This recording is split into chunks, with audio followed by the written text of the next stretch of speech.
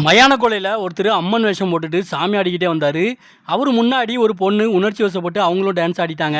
அவங்க வந்து சும்மா ஜாலிக்காக டான்ஸ் தான் ஆடினாங்க. உடனே அங்கே சுற்றி இருந்த எல்லாருமே அவங்கள ஆடக்கூடாதுன்னு கையை காட்டிட்டு டான்ஸ் ஆடாமல் நிறுத்திட்டாங்க. இந்த இடத்துல நல்லா பாருங்க தெரியும், எல்லாரும் கையை காட்டுவாங்க. அந்த பொண்ணோட ஃபேஸை காட்டுறதுக்கு நான் விரும்பலை. ஆனால் சாமிக்கு முன்னாடி எதுக்காக ஆடக்கூடாதுன்னு சொல்கிறாங்க? அதுக்கு முன்னாடி நீங்கள் இந்த வீடியோவை பாருங்கள்.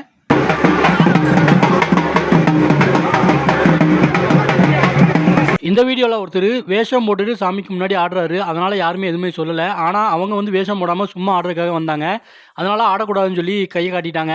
எதுக்காக அப்படி ஆடக்கூடாதுன்னு சொல்லி கேட்கும்போது அங்காளம்மன் வந்து ரொம்ப ஆக்ரோஷமாக ஆவேசமாக சுடுகாட்டை நோக்கி போய்கிட்டு இருப்பாங்க. அவங்க வந்து அம்மன் வேஷம் போட்டிருந்தாலும் இல்லைன்னா காளி வேஷம் போட்டிருந்தாலுமே அவங்களுக்குள்ள அங்காளம்மன் சாமி வந்து இறங்கியிருப்பாங்க.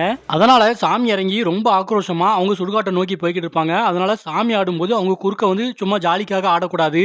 அப்படி ஆடுனா அவங்கள வாரி விட்டுரும் அப்படிங்கிற மாதிரி சொல்கிறாங்க. வாரி விட்டுருவோம்னா அவங்க ஆடுறவங்களுக்கும் சாமி இறங்கிரும் அப்படிங்கிற மாதிரி சொல்றாங்க. இந்த வீடியோல இவங்க வந்து நல்ல சாமி வந்து ஆடிட்டு இருக்காங்க. அதனாலதான் இவங்க முன்னாடி ஆட விடல. ஆனா சாமி ஆடாம சும்மா வேஷம் போட்டுட்டு வந்தாங்கன்னா அவங்க முன்னாடி தாராளமா ஆடலாம் அப்படிங்கிற மாதிரி சொல்றாங்க.